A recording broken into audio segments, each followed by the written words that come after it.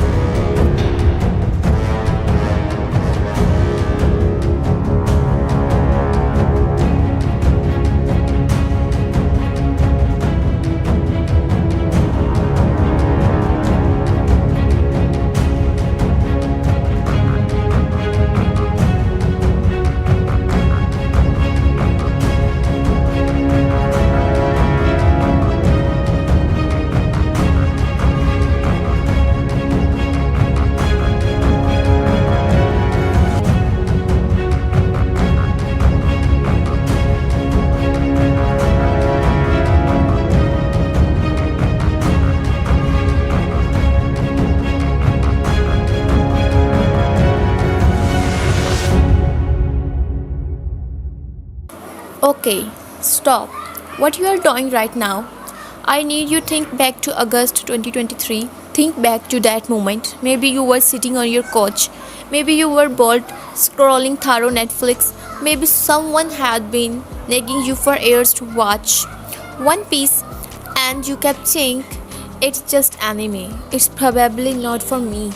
And then you pressed play and something happened, something that doesn't happen very often anymore in the age of too much content, too many options and too many disappointments. You got genuinely, completely, embarrassingly hooked. I remember the exact moment it happened to me.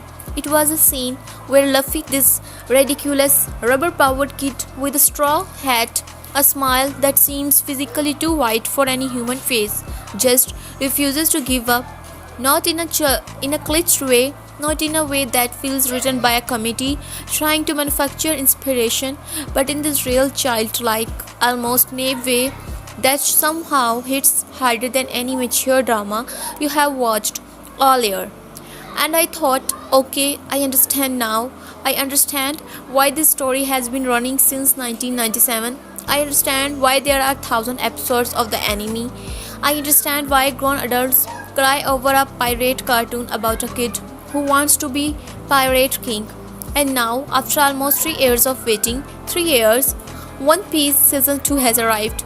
Subtitled Into the Grand Line, Season 2 dropped on Netflix on March 10, 2026. All 8 episodes available at midnight. And if you are watching this video, you are either about to watch it, you have already been it in one setting like the feral pirate fan you are, or you want to understand everything about it before you dive in. Whatever brought you here, welcome. This is the ultimate deep dive into One Piece Season 2. We are talking storyline, plot breakdown, every arc explained, every new character analyzed, the full cast guide, Easter eggs you might have missed, honest reviews from critics and fans, what Season 3 looks like, and my own personal reactions and opinions throughout. This is going to be a long one. Grab a snack, maybe Samla Desert if you know what that is. Settle in. Let's set sail. Before we get into Season 2 specifically, I want to take a few minutes to make sure everyone, whether you are a long time manga reader or someone who only discovered One Piece through Netflix, is on the same page, because this is the story with incredible depth, and the more you understand about it, the more Season 2 is going to blow your mind. So let me ask you this: what is One Piece really?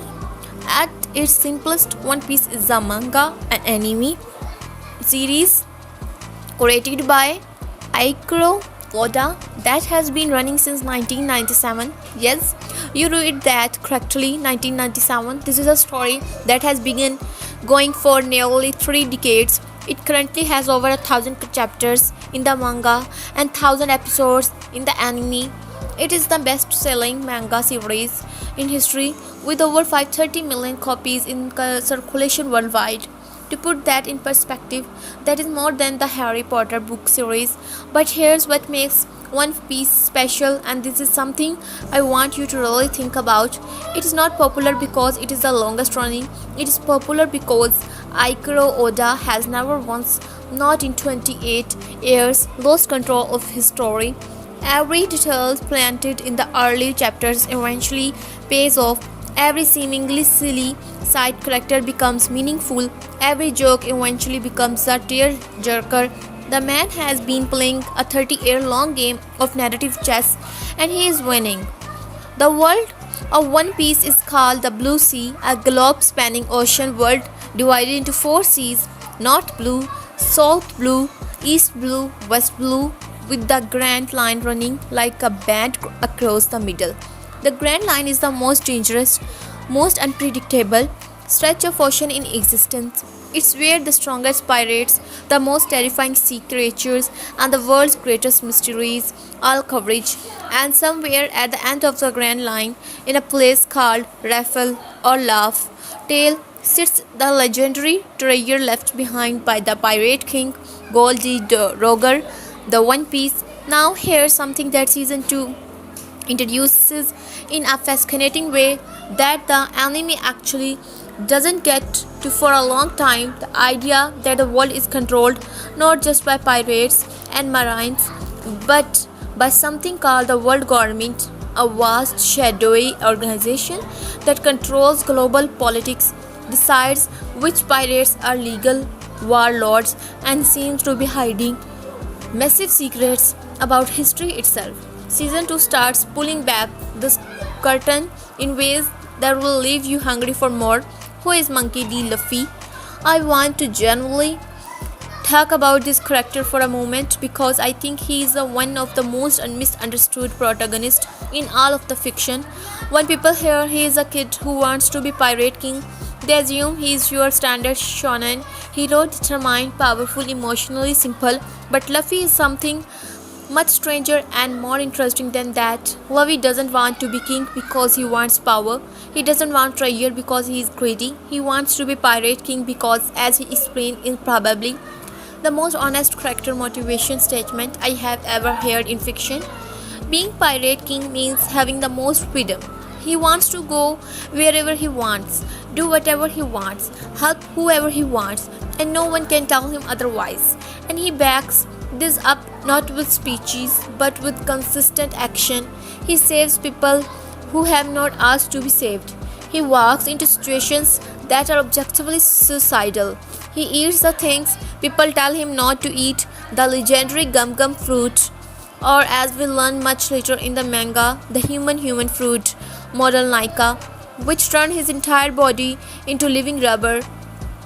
Iñaki Godoy, the Mexican actor who plays Luffy in the live-action series, has somehow captured all of his perfectly, and that, my friends, is genuinely one of the greatest casting achievements in television history.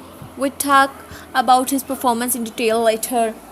But for now, just now, this Luffy is the one heart of One Piece, and everything the show builds around him only works because Godoy makes you believe in him completely. The Straw Hat Pirates. Who are they at the start of season 2? By the end of season 1, Luffy has assembled his initial crew aboard the Going Merry. Let's quickly recap who they are and why they matter, because their dynamics in season 2 are richer and more layered than ever before. Zoro, played by Mackenyu, a master swordsman who fights with three swords. Yes, one of them is held in his mouth. His dream is to become the world's greatest swordsman. He is stoic, competitive, perpetually lost even in straight hallways, and absolutely terrifying in combat. In season 2, he gets what fans consider one of the greatest action sequences in the entire live action run. More on that later. Nami, played by Emily Rudd, the navigator, a skilled thief who spent years in service to a fisherman pirate named Arlong to buy freedom for her home village. By the end of season 1, she has truly joined the crew, not just as professional arrangement but as family. Her dream is to draw a complete map of the entire world. In season 2, she becomes a pivot point of the final arc's emotional stakes. Usopp, played by Jacob Romero Gibson, the sniper, a natural coward who tells elaborate lies about being a great warrior, but who somehow, in moments of genuine crisis, finds the courage to be one.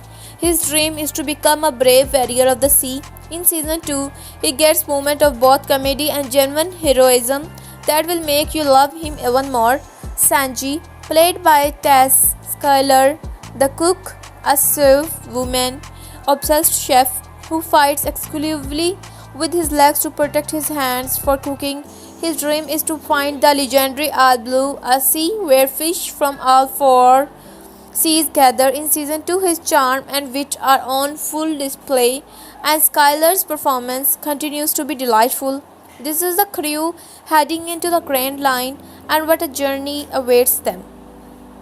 Additional question: before we move on, were you already a One Piece of fan before the Netflix show, or did the live action series introduce you to this world?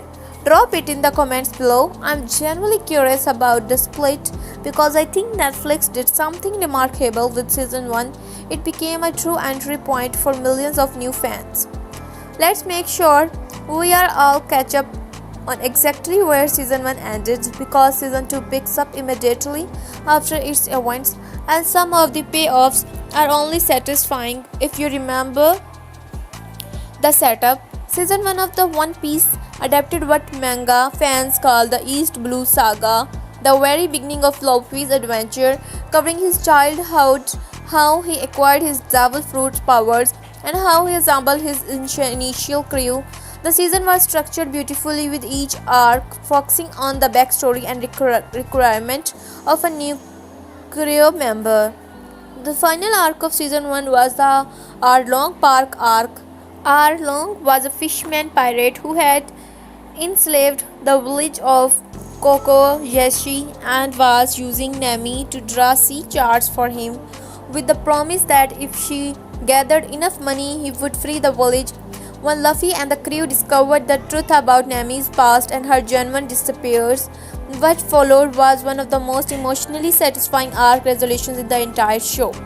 Luffy's response to Nami breaking down and asking for help, that wordless moment where he just put his hat on her head, is television perfection. By the season final, the Straw Hat Pirates had defeated Arlong and freed Kokoyeshi village, received their first bounties. Luffy's first bounty was 30 million berries, a huge deal in this world.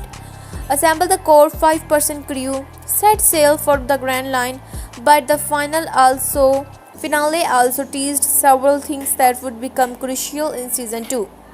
First, the appearance of a Captain Smoker, a marine captain with smoke-based devil fruit power, who was seen burning Luffy's wanted poster. This man is coming for the Straw Hats, and he is not like any marine they have faced before. Second, the alliance between the two villains from earlier in the season, the clone pirate Buggy and the pirate captain Alvida, suggesting that enemies from Luffy's past are reorganizing.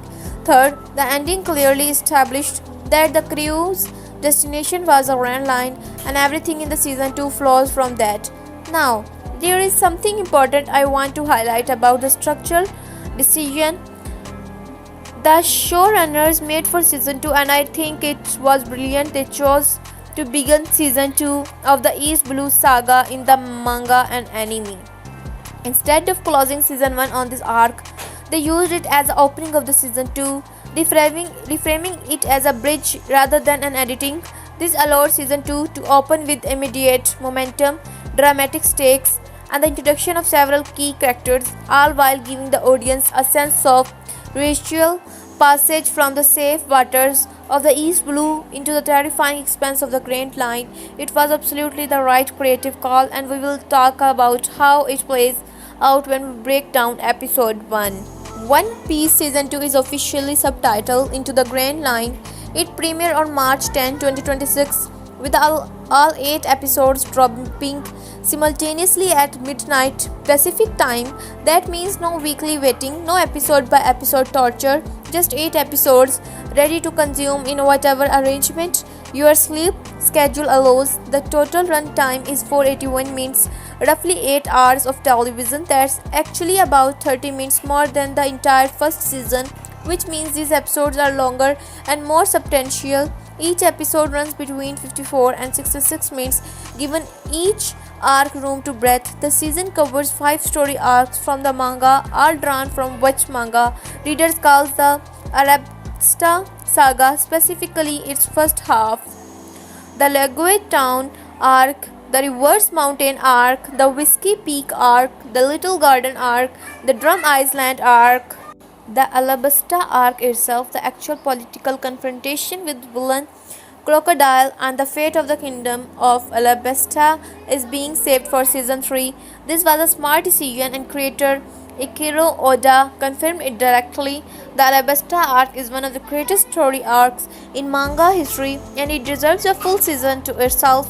Before we break down each arc and episodes, let me give you the season thesis statement. Season 2 is about what happens when the adventure stops being a fantasy and starts being real. In season 1, the Grand Line was a dream, a goal, a place where the story was heading. Now they are actually. And the Grand Line doesn't care about dreams. It tests you, it breaks you, and the only way through is together. That is the thematic spine of season 2, and everything, the new characters, the new villains, the new stakes orbits around it. Audience question: before we get into the arc breakdowns, did you binge all 8 episodes in one, or did you pace yourself? And honestly, was pacing yourself even possible? Let me know in the comments. I personally lasted about 4 episodes before giving up on going to bed at a reasonable hour. The season opens not with the straw hats but with the cheers, and that is exactly the right choice.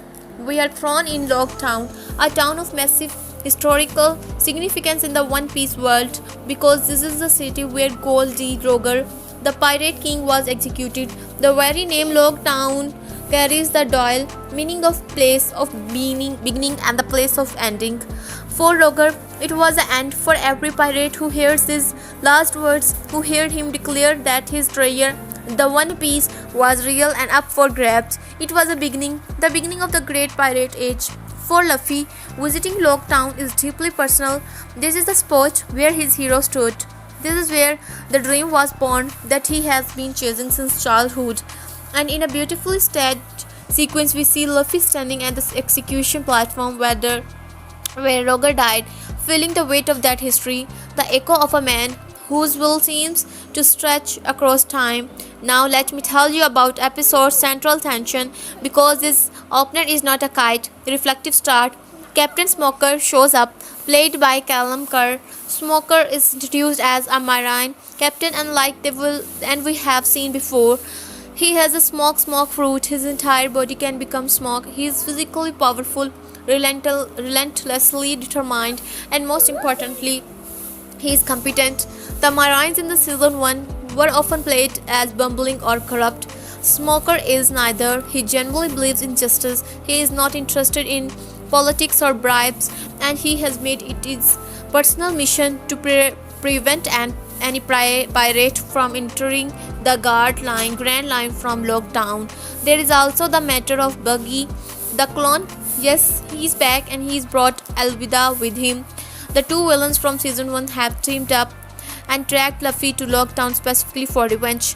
In one of the episode's most dramatic sequences, Luffy actually ends up captured by Buggy and placed on the execution platform, the same platform where Roger died. It's a moment of genuine dramatic irony that the manga executed perfectly, and the live-action adaptation handles it beautifully.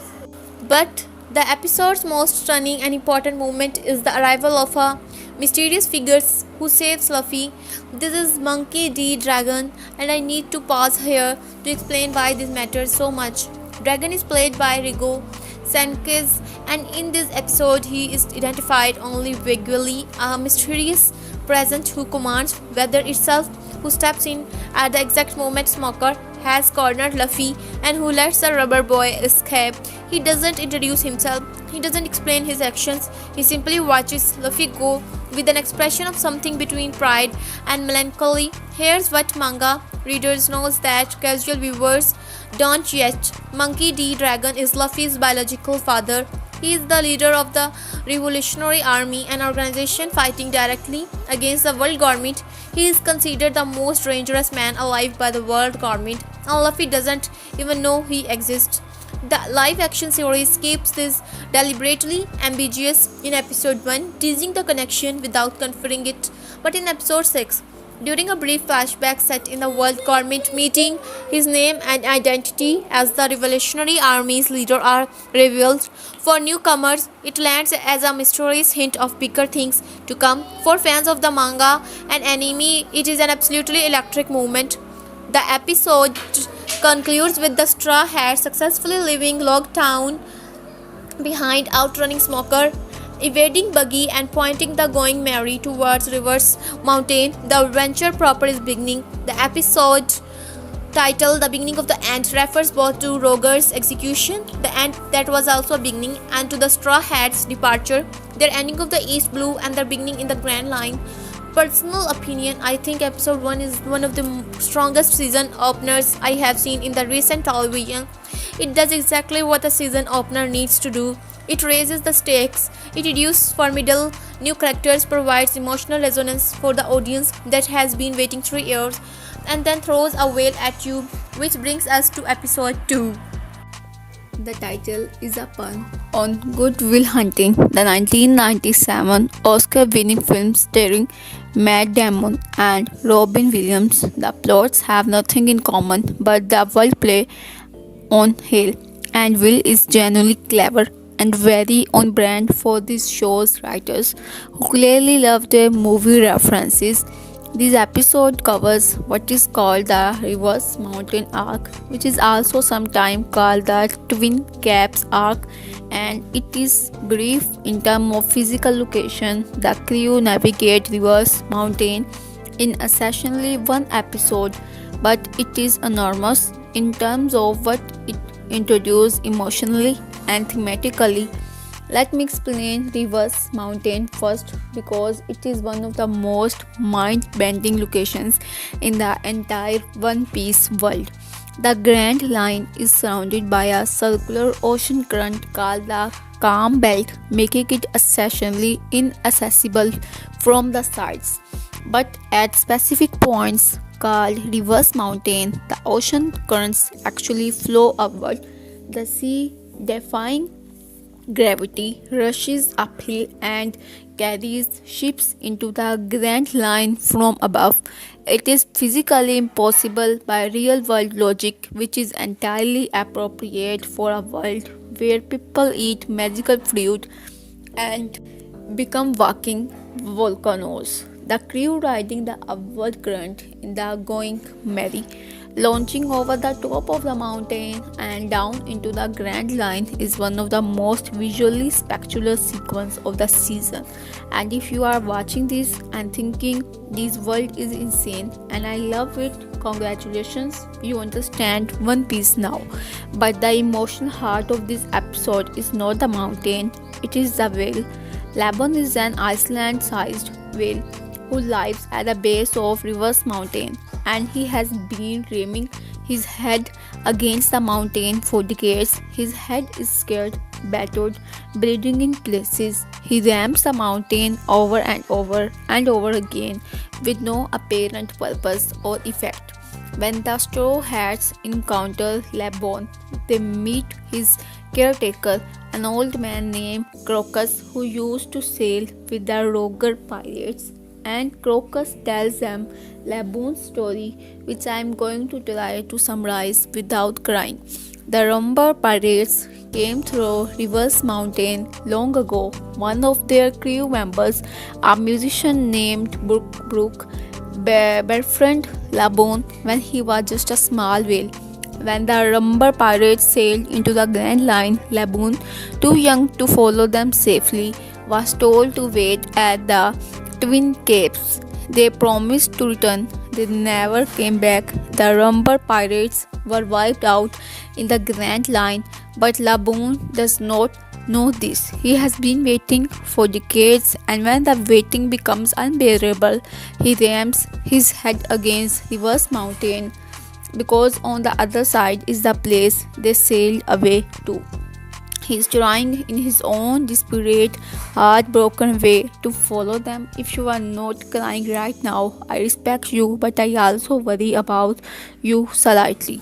Luffy's response to learning the story is constantly perfect. Luffy, he does not offer comfort in words. He challenges Laboon to a fight, punches the whale on the nose, and promises that one day he shall return to finish the fight.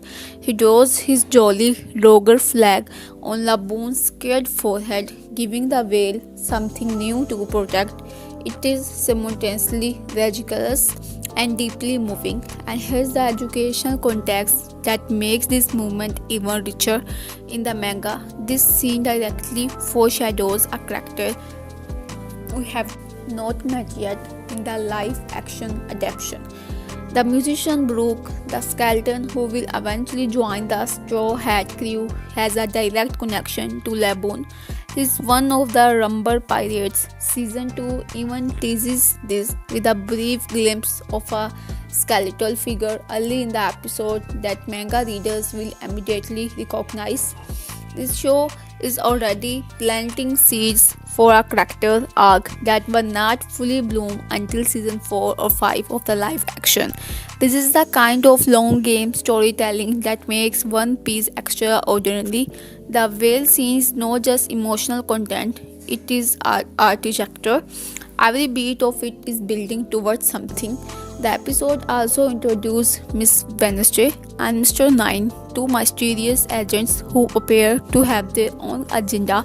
Miss Wednesday, in particular, is played with a wonderful balance of grace and concealed intensity by Charithra Chandran.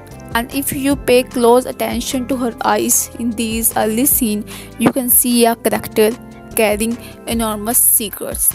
The title references risky business in the 1983 Tom Cruise film. The connection is thematic. Both involve a seemingly comfortable situation that's turned out to be a very dangerous trap.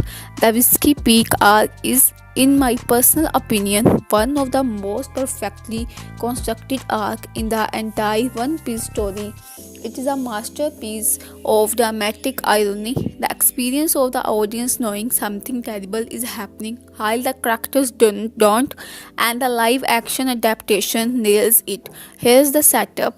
The Straw Hats arrive at Whisky Peak, the first Iceland stop on the Grand Line. Unlike every other locations they have been to, this place is extraordinary. The entire town comes out to celebrate arriving pirates. They throw a massive party. There's food, there's music, there's dancing. People treat the crew like heroes. For a group of pirates who are used to being hunted, shot at, and arrested, this feels like a miracle. It is, of course, a trap. Whisky Peak is a town of bounty hunters operating for Baroque work, the secret criminal organization that has been lurking in the background since the Reverse Mountain arc.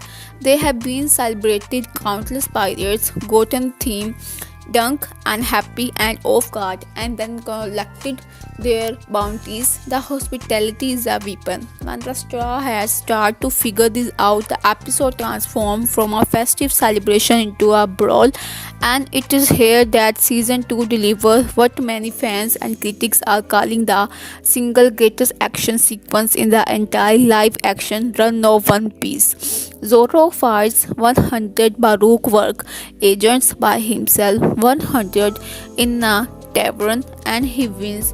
Mackenyu's physical performance in this sequence is extraordinary. It has been described by multiple critics as a Kill Bill style rolling rampage through an enormous set, with Zoro slicing and dicing through literal waves of opponents. The choreography is intricate, the staging is intelligent, and critically it communicates something beyond just Zoro is incredibly strong. It shows us the gap between the East Blue and the Grand Line in terms of raw power. It shows us that Zoro is not just keeping up with the world's strongest fighters, he is already thinking several steps ahead of them. I want to ask you something at this point because I think it's worth reflecting on. When you watch a fight scene in a live action adaptation, what are you looking for? Are you looking for spectacle, emotion, character evolution in the best fight scenes? And Zoro West 100 is absolutely in that category.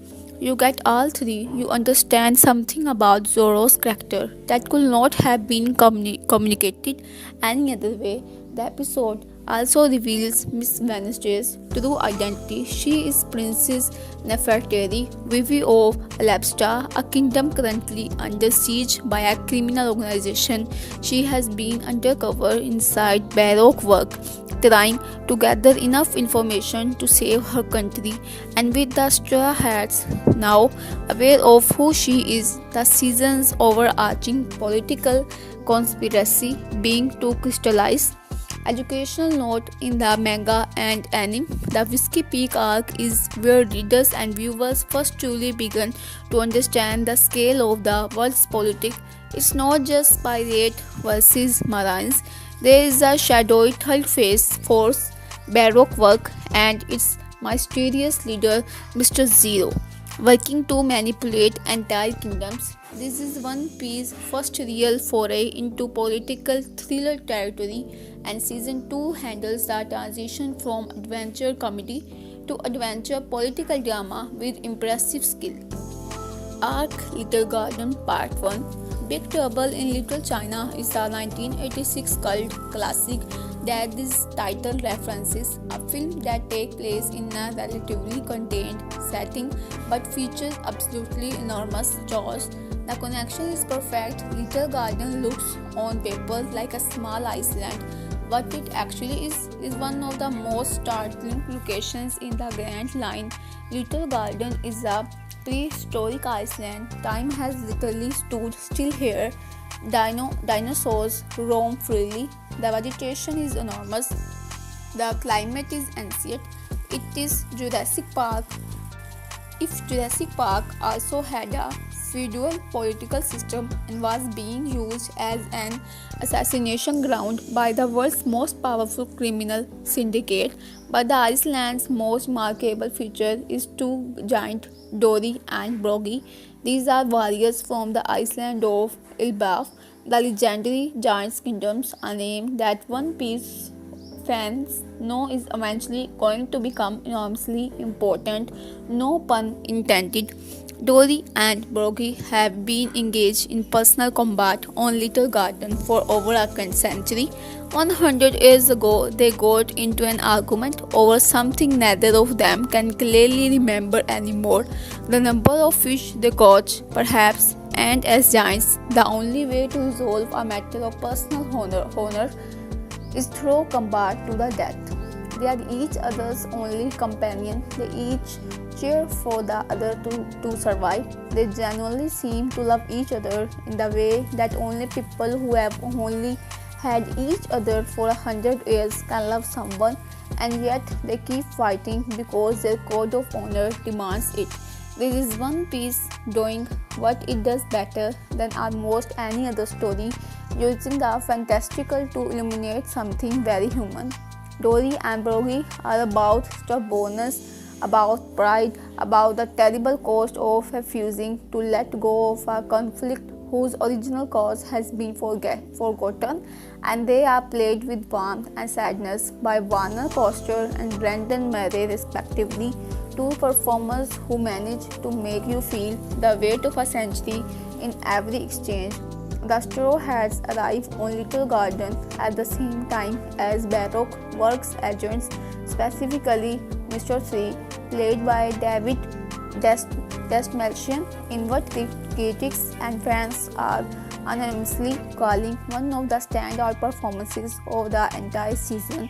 Mr. 3 possesses the wax fruit, which allows him to generate and manipulate wax. He can create incredibly detailed sculptures trap enemies in hardened wax, build structures, create weapons. He is also extraordinarily theatrical, a quality that Melchian leans into with such obvious relish that every scene he is in become a highlight. His partner is Miss Golden Week, played by Sophia Ann Corso. Miss Golden Week is a fascinating character because she is on paper one of the most dangerous baroque work agents. Despite appearing to be a young, disengaged artist, she has the ability to manipulate emotions through her painting, a power that is as conceptually strange as anything in the One Piece universe, and one that Casso portrays with a weirdly perfect combination of boredom and madness. The episode ends on a cliffhanger as the agents plan to eliminate the Straw Hats and neutralize the kinds being to take shape. The Carrot Kid 1984 is the reference here, specifically the famous wax on, wax off training technique of Mr. Miyagi. The connection to Mr. 3's wax power is immediately obvious and very fun. This episode is the resolution of the Little Garden arc, and it contains one of the season 2's most visually spectacular and emotionally earned action sequences. Mr. 3 has trapped Zoro, Nami, and Vivi in a wax sculpture, encasing them, gradually turning them into part of an enormous tableau he is creating for the amusement of Baroque works leadership. It is grotesque and theatrical and perfectly villainous. Luffy and Usopp have to fight their way to free them, leading to a battle that showcases Luffy's creative use of his rubber body in ways the show has not attempted before. This is also an episode where Usopp gets a moment to shine, a moment of genuine bravery that feels earned because we have spent time understanding exactly how frightened he normally is. It's easier to be heroic when you are not scared. Usopp is terrified and he does the brave thing anyway. That's a different kind of courage and it matters. The episode's emotional climax involves the kinds Dory and Brookie finally reconciling, not by ending their conflict formally, but by choosing a single act of shared purpose. When the Going Merry needs safe passage through a Sea King's territory, the two guys work together to provide it, slaying the threat as a unified force for the first time in a century. They are still bound by their code. They will still keep fighting, but they will carry this moment with them. And then the episode's gut punch arrives. Nami collapses, and anesthetic from Little Garden has bitten her, a prehistoric disease that modern medical knowledge cannot address. She has approximately 5 days before the illness becomes fatal. The crew is adrift in the Grand Line with a dying navigator and no doctor. They need to find help immediately. The path forward, Durham Iceland. The title is a play on Mommy Dearest, the 1981 biographical drama about Joan Crawford and her complex, painful relationships. The connection is to the complicated maternal and caretaker relationships at the heart of the Durham Iceland arc, specifically the relationship between Dr. Hiriluk and the young ranger who will become Tony Chopper. This episode shifts the season's tone dramatically. We have been on a rollicking Grand Line adventure, New Iceland, exciting fights, political intrigue. Now suddenly the adventure is secondary to a medical crisis. One of the crew is dying and the place they have arrived to get help is not welcome. Durham Iceland is a frozen kingdom, a land of perpetual winter, dramatic mountains, and a population living in fear. The former king Vapal, played by Rob Colletti in a performance of comedic villainy, ruled through a combination of cruelty and monopolizations. He controlled all the doctors on the island, making the population entirely dependent on him for medical care. When he was driven out by an external threat, he took all the doctors with him out of spite. Now the only doctor remaining on Durham Island lives at the top of the highest mountain. Her name is Dr. Kuriha, played by the legendary Katie Sagal, sons of an archer. The coroner's Kuriha is 100 and something year old, has no interest in being called a witch despite everyone calling her a witch, and is the caretaker of the Iceland's strangest and most extraordinary resident, a smart reindeer with a blue nose who has eaten a devil fruit. But we don't meet Tony Chopper properly yet in this episode. What we get instead is a masterfully constructed piece of emotional architecture. The episode expands through flashbacks and conversation to fill in the devastating backstory of Durham Iceland, the context of what Vapal's rule meant for ordinary people, and the legend of a doctor named Hyluk, a man who believed that pirate flags of cherry blossom could cure any illness. Yes, cherry blossom pirate flags as medicine. This is One Piece metaphor and magic are the same thing here.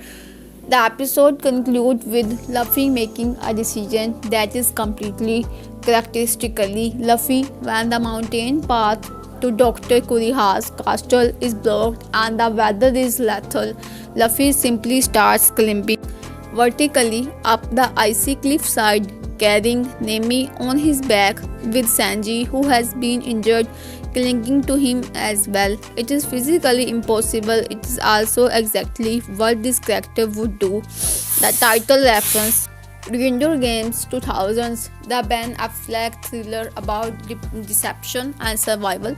The connection is thematic. This episode is about a young reindeer whose entire life has been defined by shame and rejection, and who must decide whether the world's cruelty gets to define his identity forever.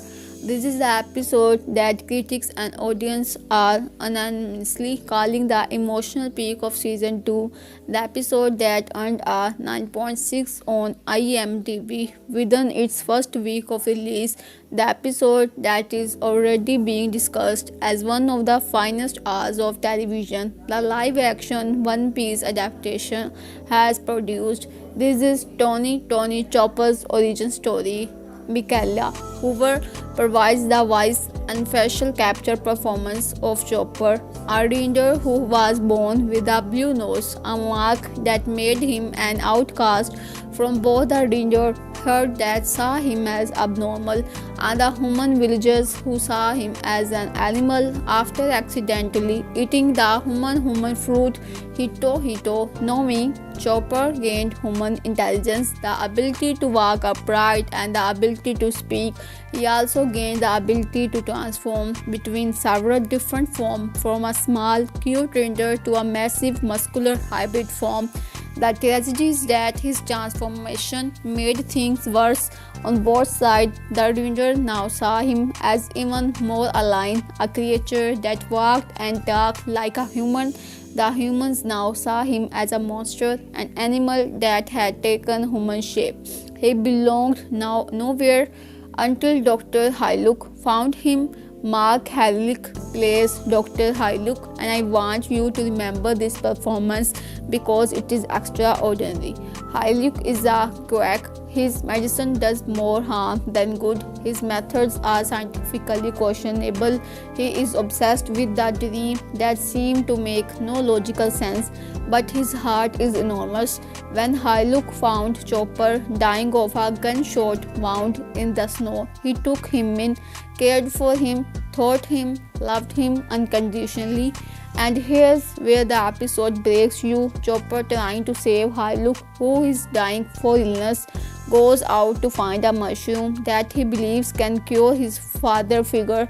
He brings back a mushroom that is, unbeknownst to him, extremely toxic. It makes Hyuk a sob, and Hyuk, who immediately recognizes the mushroom and knows exactly what the soap will do to him, drinks it. He drinks it because Chopper made him for him with love. He drinks it because he is already dying, and he drinks it because dying by his own choice, on his own terms, having tasted something made for him by someone who loves him, is a more dignified end than the illness would allow. The scene is absolutely devastating. Hoover's wise performance conveys Chopper's dawning, horrified understanding in a way that bypasses all your rational defenses and goes straight for the throat. And Herrick plays Hyuk's final moment with a warmth and completeness that make you feel the rightness of his ending even as it destroys you.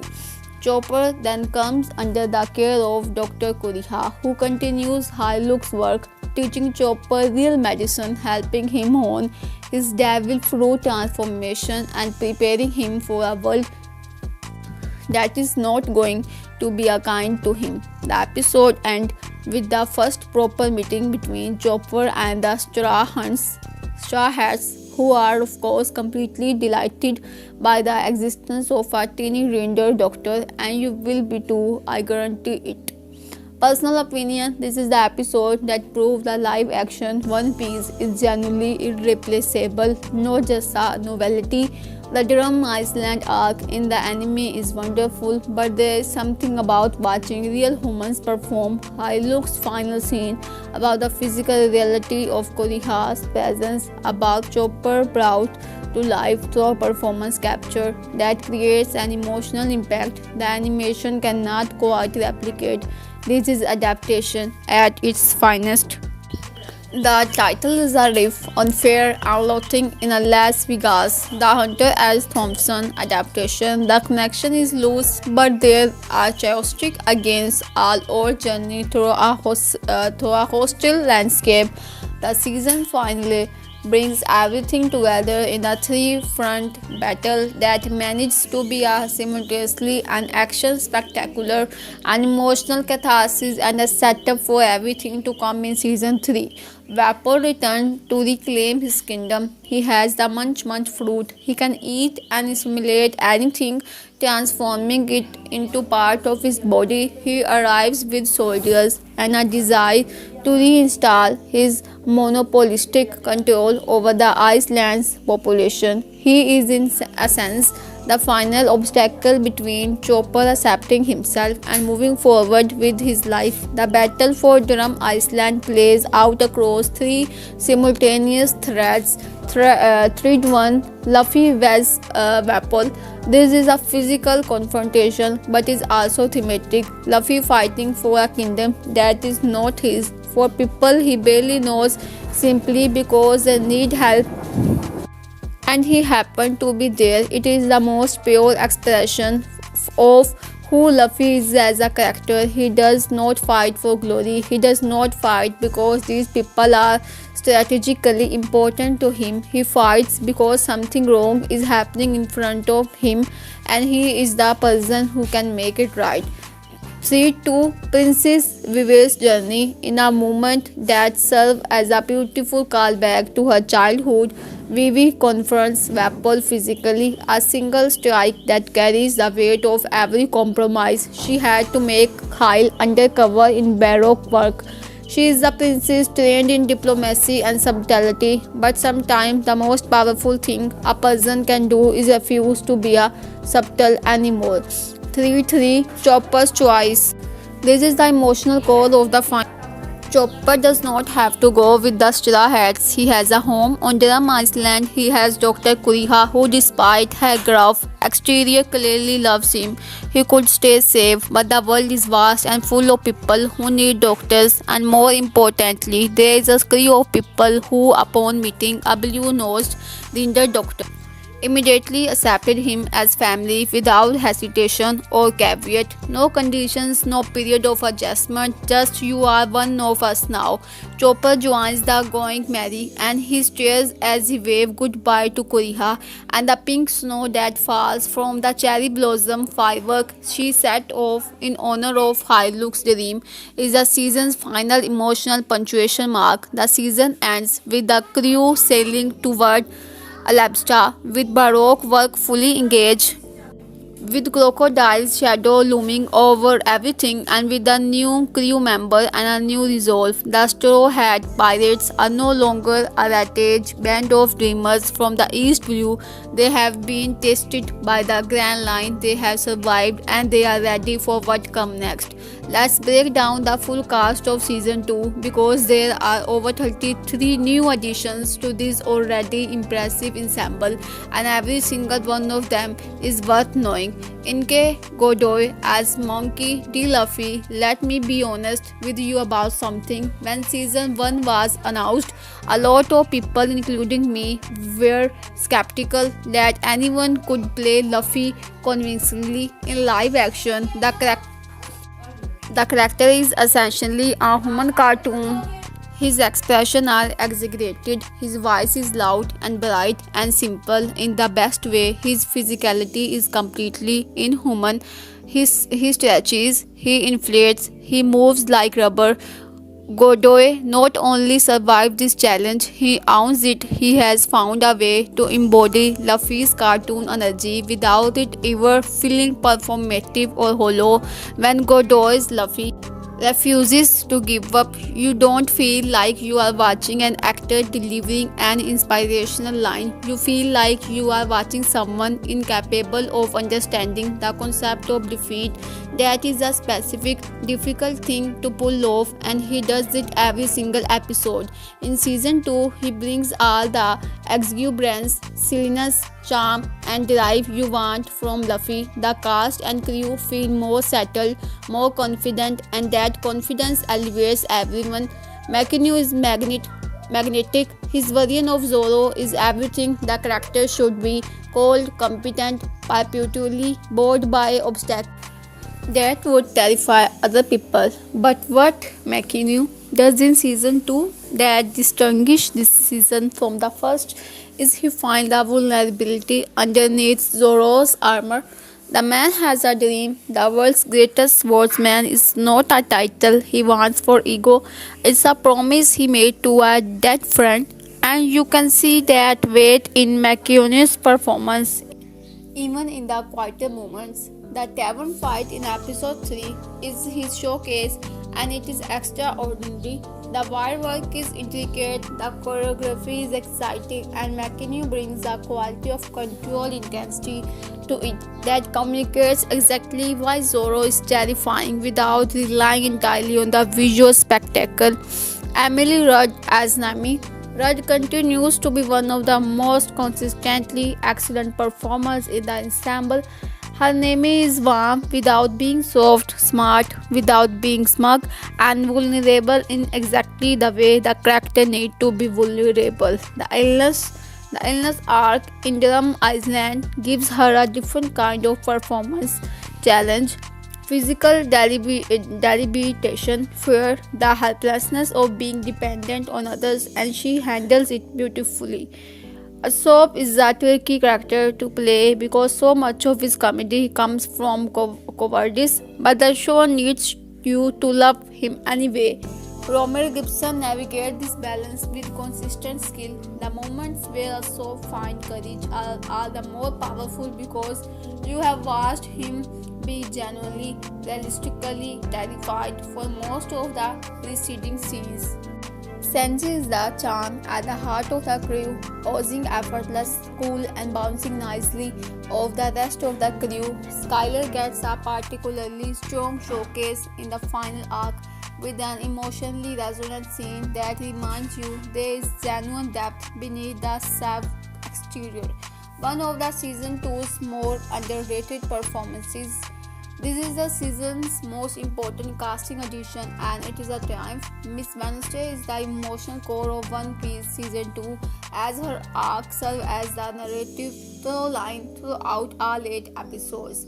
Vivi's journey undercover in a criminal organization trying to save her kingdom, navigating the complicated truth of needing help from pirates, is both a political thriller arc and an intensely personal story. Chandran brings a precision to this character that is remarkable. She has to play Miss Vanish, the cold, calculating barrack work agent, and Princess Vivi, the passionate, frightened girl trying to save her home as the same person, and the way she moves between these two registers is seamless. By the season's end, when Vivi chooses to stay with the Straw Hats and fight for Alabasta rather than simply running home, you feel the weight of that decision completely. Michaela Hoover as Tony Chopper writes, "You cannot prepare yourself for how much you will love this performance." Hoover, known for Guardians of the Galaxy Vol. 3, brings Chopper to life through voice and facial capture in a way that managed to be simultaneously adorable and emotionally devastating. She has spoken in interviews about what drew her to the character.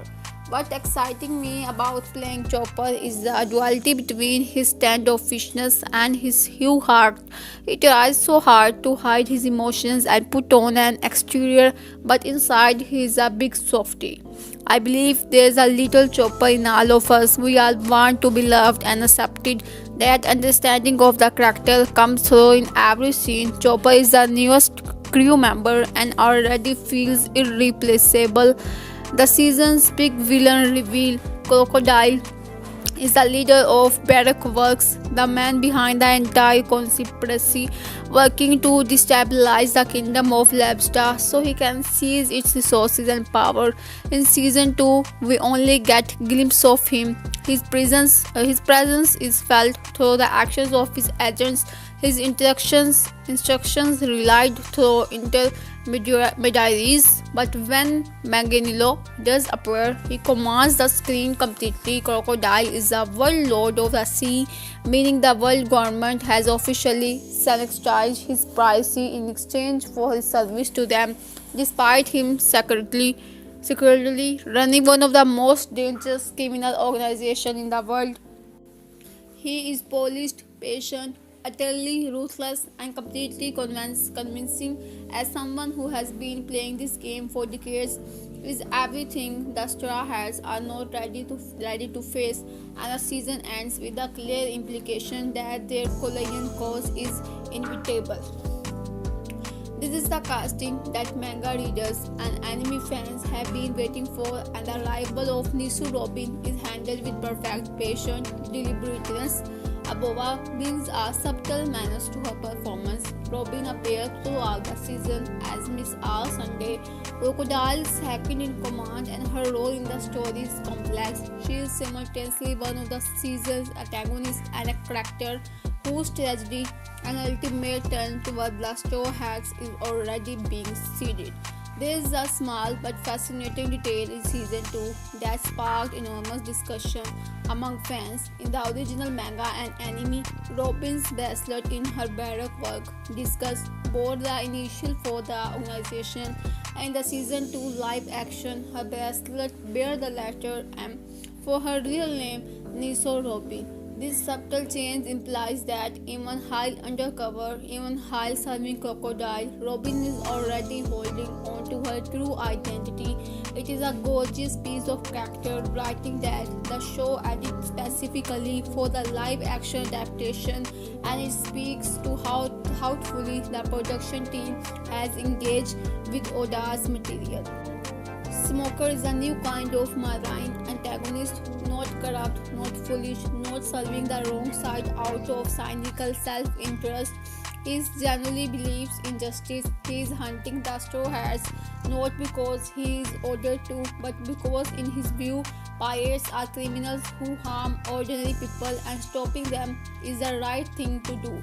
He is wrong about Luffy, but he is wrong for comprehensible, even admirable reasons. Cal play this with a weight and physicality that makes Smoker immediately feel like a long-term presence in the story rather than a seasonal villain. His confrontation with Dragon in episode 1 and his later appearances establish him as someone the audience will want to see more of. David Dastmalchian as Mr. 3. I have already spoken about this performance at length, but I want to emphasize it again. Dastmalchian is extraordinary in this role. Mr. 3 is a theatrical, vain, somewhat incompetent artist assassin, and Dastmalchian plays him with such obvious joy, finding every shade of pomposity, every beat of wounded pride, every flash of genuine menace beneath the theatrics. That's every scene he is in become a highlight. There is truly not one weak link in the One Piece cast, but Dastmalchian might be the biggest surprise of season 2. Casting Taz Skylar as Koriha was so obviously right that it's almost surprising it was not announced as a major deal. Skylar has spent decades playing women who are tough, damaged, funny, and fiercely protective of the people they love. Dr. Koriha is all of those things, and Skylar brings such lived-in authority to the role that you believe completely that this woman has been running a castle on a frozen mountain by herself for decades and will tell death itself to get off her lawn. The most devastating performance in the season that people are not talking about enough. Harlick plays Hyuk as a man of enormous impractical hope, someone who believes in impossible things because someone has to, and who dies without regret because he found something worth living for. The scene of his final moment is one of the season's finest achievements. Which new cast member surprised you the most? Was it Chopper's voice performance, David Dastmalchian's Mr. 3, Joe Mangoli's Crocodile? One Piece is never just an adventure story. It uses the adventure as a vehicle for ideas, and season 2 is unusually rich in its thematic content. Let me walk you through what I think are the season's most important threads. Every major new character in season 2 is at their core a story about not belonging. Chopper is an outcast from both the reindeer world and the human world. Vivi is the princess who had to become someone else in order to save her home. Robin is a woman with a tragic past who has never allowed herself to trust anyone. Laboon is a whale who has been alone for decades, waiting for people who cannot come back. And the Straw Hats, for all their individual difference, are a crew because they are all misfits of one kind or another. Luffy is too naive to belong to a world that values cunning. Zoro is too proud to belong to a world that values compliance. Nami is too smart to belong to a world that underestimates her. Usopp is too afraid to belong to a world that valorizes fearlessness. Sanji is too sensitive to belong to a world that demands hardness. The Straw Hat Pirates are a crew of people who don't fit anywhere else, and what One Piece argue over and over is that this is not a tragedy, it is a superpower. The crew works precisely because everyone is different, because every gap in one person's abilities is filled by another's strength, because the thing each person lacks is something another person can offer. Season 2 deepens this theme by testing it. The Grand Line is not the East Blue. Every island is hostile in a different way. Every challenge requires a different combination of abilities. And the season's final gift to the crew, Tony Chopper, a doctor who has known rejection and loneliness and has to somehow kept his enormous heart intact, is the perfect embodiment of everything the theme is saying. This is where season 2 starts building toward that will become the series' central political argument.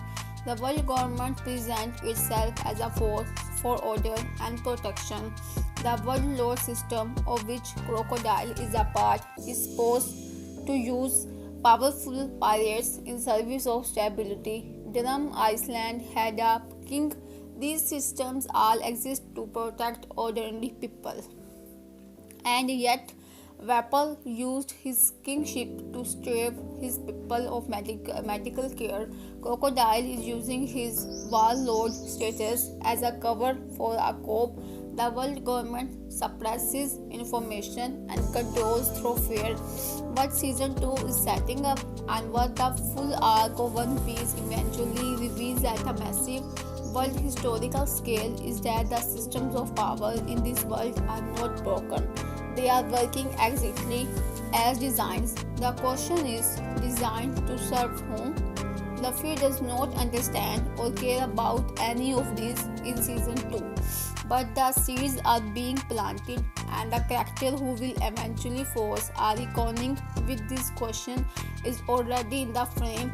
Nico Robin, our archaeologist who can read the poneglyphs, ancient texts that the world government has classified and locked away. She represents the possibility of a history that the powerful don't want told. You can become a doctor, Hyuk tells young Chopper. It is not obvious that is true. Chopper is a winner. He is by every social measure on the absolute bottom rung of what this world considers worthy of aspiration. And Hyuk's insistence that the rules don't apply to Chopper, that the restrictions placed on him by society are not in fact restrictions on what he can become, is one of the purest expressions of what One Piece believe about dreams. Dreams in One Piece are not wishes, they are not passive hopes, they are the identities, they are commitments. Luffy is going to be pirate king not because circumstances allow it, but because he has decided it, and no circumstance can change the decision. Chopper is going to be a doctor that can cure any disease not because someone gave him permission, but because he has decided it. And season 2's final emotional statement, those pink cherry blossoms falling over Drum Island, Hyuk's impossible dream literally made real as snow, is the show at its most earnest, most hopeful, and most beautiful. One Piece season 2 has been, by almost every metric, and even bigger critical success than season 1. Season 1 earned an 86% on Rotten Tomatoes from critics and a 95% audience score. Season 2 has matched and in some cases exceeded those numbers. One Piece season 2 offers higher stakes, a larger scope, and plenty of adventure without buckling under the pressure of being a near perfect live action adaptation. Let me walk you through some of the most notable critical perspectives because they paint an interesting picture of what this show is doing right and where it still has room to grow. The price, if there is any benefit to waiting 3 years for One Piece season 2, it is the sheer scale of the show. The epic landscape of the Grand Line are realized beautifully, be it in gigantic practical set for Loguetown, Whisky Peak and Drum Island, or the huge CGI vistas of Rivers Mountain and Little Garden. One Piece continues to embrace the theatricality and artifice on a grand scale, and it's even more joyously assured than ever. Multiple critics highlighted the show's emotional sophistication, Owen's jazz, and the writers continue to capture the secret source of this work, one where literal cartoon characters are regularly granted unexpected depth. The performance of the cast was universally praised. Every single cast member leans fully into One Piece's wacky world and their characters, making each one feel honest. The improvement in action sequence was specifically noted. Zoro's fight against 100 Baroque work agent is outstanding from start to finish and the show's biggest action set piece yet. Having now watched season 2 in full twice because the first time I was too emotionally disturbed by episode 7 to process properly, here is my honest opinion. Season 2 is genuinely better than season 1 and season 1 was already excellent. Here's why. Season 1 carried the burden of proving the concept Every episode was partially an argument. This can work. Live action, One Piece is impossible. Trust us, season 2 does not need to make that argument anymore. It has already been accepted. So instead of justifying its existence, it can focus entirely on telling the best version of this story that it knows how to tell. And the best version is very, very good. The Chopper arc alone, episode 6 through 8, is television that I will think about for a long time. The emotional precision of high looks, that scene, the way Chopper's isolation is communicated through Hoover's voice work, the final cherry blossom sequence, these are moments that demonstrate genuine artistic ambition and achievement. The action is better, the world building is richer, the new cast additions are uniformly excellent, the humor, which in season 1 occasionally felt slightly hesitant, as if the show was not entirely sure it had permission to be this silly, now flows with complete confidence. There are legitimate criticisms of season 2, and I think it's worth engaging with them honestly rather than just celebrating the wins. The biggest critique, the expanded scope, mean individual character arc for the original crew are less tightly written than in season 1.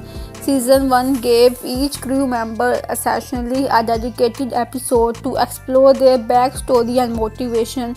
In season 2, with 5 arc and major new character introductions, that original 5-star gets less focused attention. This is not a fatal flaw. The moments each character does get are strong, but it is a real trade-off. Visual effects consistency is another area where the season shows its budget limitations. The practical set for Loguetown, Whisky Peak, and Drum Island are gorgeous, but some of the CGI work, particularly Chopper's more elaborate transformations, can feel inconsistent. The character looks fantastic in his smaller form, and his facial expressions are remarkably emotive. But when he transforms into his larger hybrid form, the CGI occasionally struggles to keep up with the demands of the performance, and there is the recurring question of whether the show can maintain this level of quality with already confirmed season 3. Live action anime adaptations have a track record that is, to put it diplomatically, concerning. The curse is real. Cowboy Bebop collapsed after one season. Avatar: The Last Airbender was cancelled after one season, and countless others never got past the pilot stage. One Piece has so far beaten this curse comprehensively, but sustaining it is a different challenge.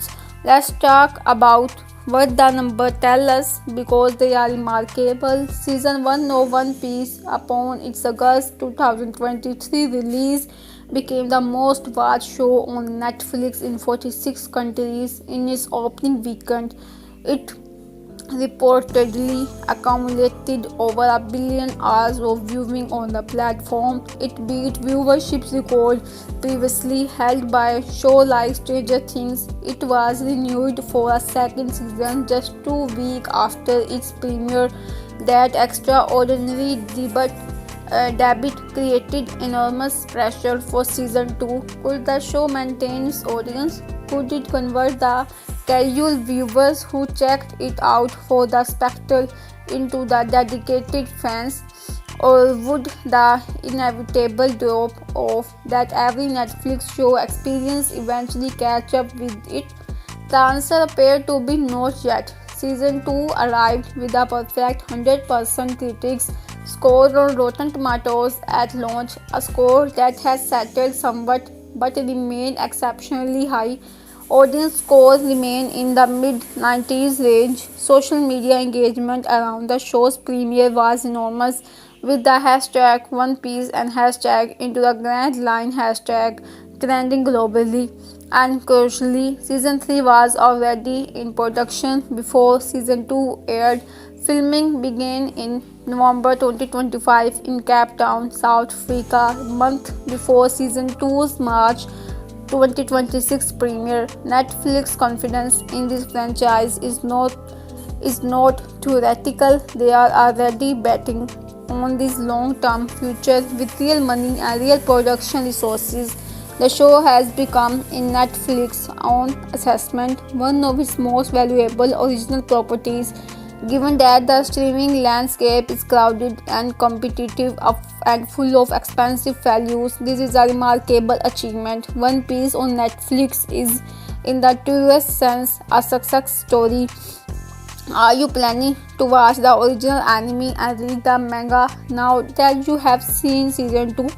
Or is the live action your primary One Piece experience? There is generally no wrong answer here. The live action is designed to work as a standalone experience, but if you decide to go deeper, I can tell you from personal experience that the rabbit hole is magnificent and you will lose approximately 6 months of your life. Totally worth it.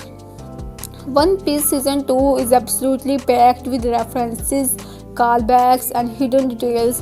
The show rewards close attention from long-time fans, and these are some of the best ones. The Will of D in the Season 2 finale, Dr. Kuriha makes a reference to the Will of D. The fact that both Goldie, Roger, and Monkey D. Luffy share this mysterious middle initial. In the manga, the D is one of the series' deepest mysterious, connected to a historical conflict that the world government has tried to erase from history. Kuriha's recognition of this connection in the live action is a significant tease. The show is already building toward one of the story's most profound revelations.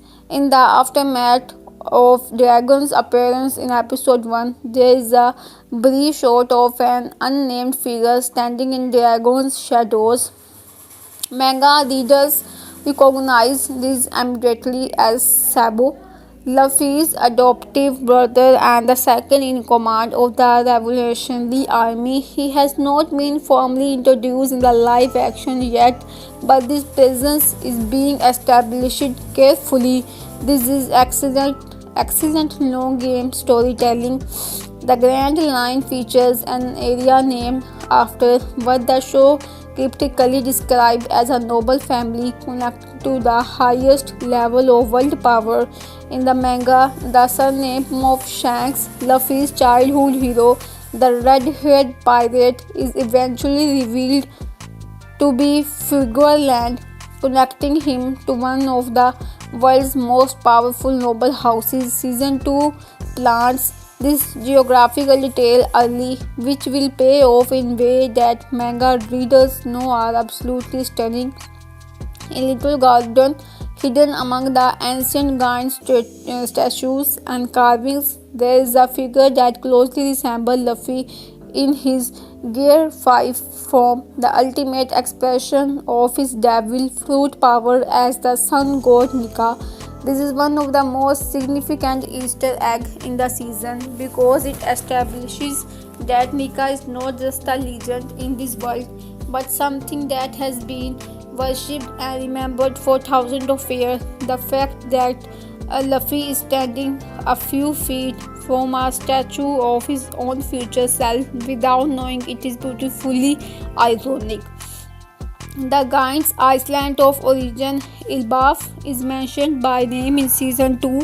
In the manga, Elbaf is one of the most anticipated locations in the entire story, a legendary giant kingdom that Usopp in particular has wanted to visit since childhood. Season 2 plans the name carefully, and when the live action eventually reaches Elbaf, viewers who remember this moment will feel the full weight of that callback. Each of Chopper's transformation points, he has a system called the Rumble Ball that allows him to transform between different forms. Is not just a combat tool, it is a representation of a different aspect of his psychology. His small, cute form is how he presents to the world when he wants to be non-threatening. His heavy form is pure defensive strength, protection, not attack. His human form is his most mobile, his most human feeling. Each form is a different kind of self-presentation, and the show uses them to communicate things about his emotional state in scene where he cannot articulate his feeling verbally. Pay attention to the going Mary throughout season 2. The ship is not just a vehicle, she is a character. In the manga and anime, there is eventually a reveal about the going Mary that is one of the One Piece's most beloved and controversial moments. The live action is already seeding this. There are small signs of wear and strain on the ship in season 2 that go unremarked but are absolutely deliberate. When the Mary eventually become a central emotional focus of the story, you will remember these early glimpses. Season 3 of One Piece is already in production. Filming began in Cape Town, South Africa in November 2025, and current estimates suggest a wrap date around June 2026 with a realistic release window of late 2027. The third season will cover the full Alabasta arc, the political confrontation with Sir Crocodile, and the fate of the kingdom of Alabasta that season 2 has been building toward. It will be the first season of the live action series to focus on a single location rather than island hopping, making it structurally unique and allowing for deeper world building. New cast confirmation for season 3 include some genuinely existing names: Axolo Merindua as Portgas D. Ark, Luffy's adoptive older brother, a high-powered pirate and one of the most beloved characters in the entire One Piece story. Meriduna, known for Blue Beetle and Cobra K, is an inspired casting choice, and the mere confirmation of his involvement has sent the fan community into a frenzy. Cole Scola as Bone Clay, Mr. 2. Bone Clay is one of the manga's most spectacular and surprising characters, and Anne Okama, a flamboyant, gender non-conforming pirate who can mimic any face and body he has touched. He started as an enemy and became one of the Straw Hat's most devoted allies. Scola, who won a Tony Award and is known for Oh Mary, is a wildly unexpected and perfect casting choice. Daisy Head as Miss Doublefinger, a barrow. The title is a pun on Good Will Hunting, the 1997 Oscar-winning film starring Matt Damon and Robin Williams. The plots have nothing in common, but the wordplay on Hill and Will is genuinely clever and very on brand for this show's writers, who clearly love their movie references. This episode covers what is called the Reverse Mountain Arc, which is also sometimes called the Twin Caps Arc, and it is brief in terms of physical location. The crew navigate Reverse Mountain in essentially one episode, but it is enormous in terms of what it introduces emotionally and thematically. Let me explain Reverse Mountain first, because it is one of the most mind-bending locations in the entire One Piece world. The Grand Line is surrounded by a circular ocean current called the Calm Belt, making it essentially inaccessible from the sides. But at specific points called Reverse Mountain, the ocean currents actually flow upward. The sea, defying gravity, rushes uphill and carries ships into the Grand Line from above. It is physically impossible by real-world logic, which is entirely appropriate for a world where people eat magical fruit and become walking volcanoes. The crew riding the upward current in the going Mary, launching over the top of the mountain and down into the Grand Line, is one of the most visually spectacular sequences of the season. And if you are watching this and thinking this world is insane and I love it, congratulations, you understand One Piece now. But the emotional heart of this episode is not the mountain, it is the whale. Laban is an Iceland-sized whale who lives at the base of Rivers Mountain, and he has been ramming his head against the mountain for decades. His head is scared, battered, bleeding in places. He rams the mountain over and over again with no apparent purpose or effect. When the Straw Hats encounter Laban, they meet his caretaker, an old man named Crocus who used to sail with the Roger pirates. And Crocus tells them Laban's story, which I am going to try to summarize without crying. The Rumbar pirates came through Rivers Mountain long ago. One of their crew members, a musician named Brooke, befriended Laban when he was just a small whale. When the Rumbar pirates sailed into the Grand Line, Laban, too young to follow them safely, was told to wait at the Twin Capes. They promised to return. They never came back. The Rumbar pirates were wiped out in the Grand Line, but Laban does not know this. He has been waiting for decades, and when the waiting becomes unbearable, he rams his head against Rivers Mountain, because on the other side is the place they sailed away to. He is trying in his own desperate, heartbroken way to follow them. If you are not crying right now, I respect you, but I also worry about you slightly. Luffy's response to learning the story is constantly perfect. Luffy, he does not offer comfort in words. He challenges Laban to a fight, punches the whale on the nose, and promises that one day he shall return to finish the fight. He draws his jolly Roger flag on Laban's scared forehead, giving the whale something new to protect. It is simultaneously ridiculous and deeply moving, and here's the educational context that makes this moment even richer. In the manga, this scene directly foreshadows a character we have not met yet in the live action adaptation. The musician Brooke, the skeleton who will eventually join the Straw Hat crew, has a direct connection to Laban. He is one of the Rumbar pirates. Season 2 even teases this with a brief glimpse of a skeletal figure early in the episode that manga readers will immediately recognize. This show is already planting seeds for a character arc that will not fully bloom until season 4 or 5 of the live action. This is the kind of long game storytelling that makes One Piece extraordinary. The whale scene is not just emotional content, it is architecture. Every beat of it is building towards something. The episode also introduced Miss Wednesday and Mr. Nine, two mysterious agents who appear to have their own agenda. Miss Wednesday, in particular, is played with a wonderful balance of grace and concealed intensity by Charithara Chandran. And if you pay close attention to her eyes in these early scenes, you can see a character carrying enormous secrets.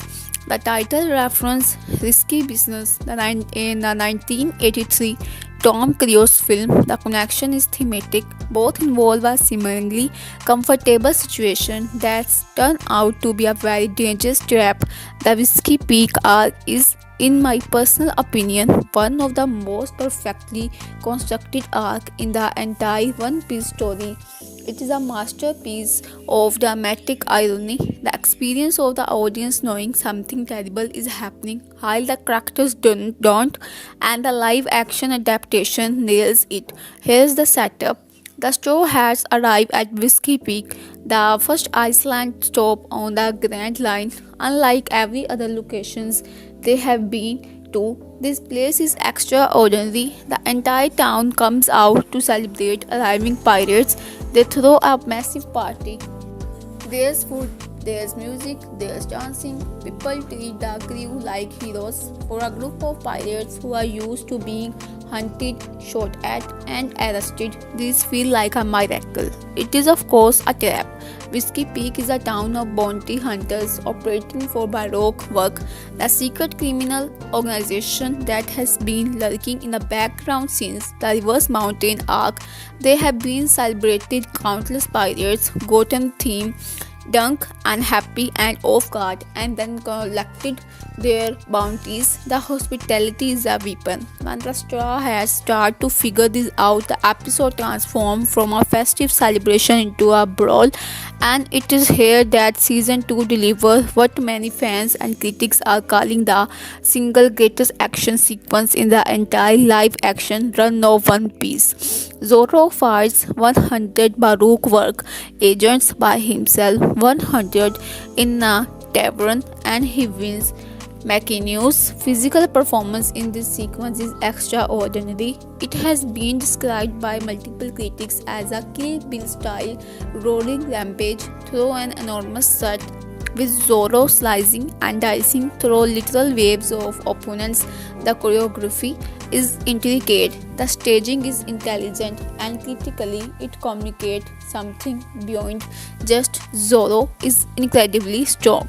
It shows us the gap between the East Blue and the Grand Line in terms of raw power. It shows us that Zoro is not just keeping up with the world's strongest fighters, he is already thinking several steps ahead of them. I want to ask you something at this point because I think it's worth reflecting on. When you watch a fight scene in a live action adaptation, what are you looking for? Are you looking for spectacle, emotion, character evolution in the best fight scenes? And Zoro West 100 is absolutely in that category. You get all three. You understand something about Zoro's character that could not have been communicated any other way. The episode also reveals Miss Wednesday's true identity. She is Princess Nefertari, Vivi of Alabasta, a kingdom currently under siege by a criminal organization. She has been undercover inside Baroque work, trying to gather enough information to save her country. And with the Straw Hats now aware of who she is, the season's overarching political conspiracy being to crystallize. Educational note: in the manga and anime, the Whisky Peak arc is where readers and viewers first truly begin to understand the scale of the world's politics. It's not just pirate versus marines. There is a shadowy third phase force, Baroque work, and its mysterious leader, Mr. Zero, working to manipulate entire kingdoms. This is One Piece's first real foray into political thriller territory, and season 2 handles the transition from adventure comedy to adventure political drama with impressive skill. Arc Little Garden Part 1. Big Trouble in Little China is the 1986 cult classic that this title references, a film that takes place in a relatively contained setting but features absolutely enormous chores. The connection is perfect. Little Garden looks on paper like a small island. What it actually is one of the most startling locations in the Grand Line. Little Garden is a prehistoric island. Time has literally stood still here. Dinosaurs roam freely. The vegetation is enormous. The climate is ancient. It is Jurassic Park. If Jurassic Park also had a feudal political system and was being used as an assassination ground by the world's most powerful criminal syndicate, but the island's most remarkable feature is two giant Dory and Broggy. These are warriors from the island of Ilbaf, the legendary giant's kingdoms, a name that One Piece fans know is eventually going to become enormously important, no pun intended. Dory and Broggy have been engaged in personal combat on Little Garden for over a century. 100 years ago, they got into an argument over something neither of them can clearly remember anymore: the number of fish they caught, perhaps. And as giants, the only way to resolve a matter of personal honor is through combat to the death. They are each other's only companion. They each cheer for the other to survive. They genuinely seem to love each other in the way that only people who have only had each other for 100 years can love someone, and yet they keep fighting because their code of honor demands it. This is One Piece doing what it does better than almost any other story, using the fantastical to illuminate something very human. Dory and Brogy are about stubbornness, about pride, about the terrible cost of refusing to let go of a conflict whose original cause has been forgotten, and they are played with warmth and sadness by Warner Foster and Brendan Murray respectively, two performers who manage to make you feel the weight of a century in every exchange. The Straw Hats arrive on Little Garden at the same time as Baroque Works agents, specifically Mr. 3, played by David Dastmalchian, in what critics and fans are unanimously calling one of the standout performances of the entire season. Mr. 3 possesses the wax fruit, which allows him to generate and manipulate wax. He can create incredibly detailed sculptures, trap enemies in hardened wax, build structures, create weapons. He is also extraordinarily theatrical, a quality that Dastmalchian leans into with such obvious relish that every scene he is in becomes a highlight. His partner is Miss Goldenweek, played by Sophia Ann Corso. Miss Goldenweek is a fascinating character because she is on paper one of the most dangerous Baroque work agents. Despite appearing to be a young, disengaged artist, she has the ability to manipulate emotions through her painting, a power that is as conceptually strange as anything in the One Piece universe, and one that Casso portrays with a weirdly perfect combination of boredom and madness. The episode ends on a cliffhanger as the agents plan to eliminate the Straw Hats and neutralize the kinds being to take shape. The Carrot Kid 1984 is the reference here, specifically the famous wax on, wax off training technique of Mr. Miyagi. The connection to Mr. 3's wax power is immediately obvious and very fun. This episode is the resolution of the Little Garden arc, and it contains one of the season 2's most visually spectacular and emotionally earned action sequences. Mr. 3 has trapped Zoro, Nami, and Vivi in a wax sculpture, encasing them, gradually turning them into part of an enormous tableau he is creating for the amusement of Baroque Works leadership. It is grotesque and theatrical and perfectly villainous. Luffy and Usopp have to fight their way, And the grand line doesn't care about dreams, it tests you, it breaks you, and the only way thorough is together.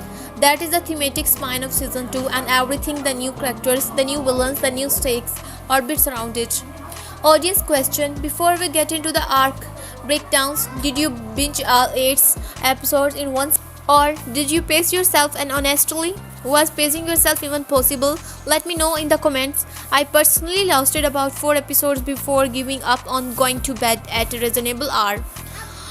The season opens not with the Straw Hats but with the Cheers, and that is exactly the right choice.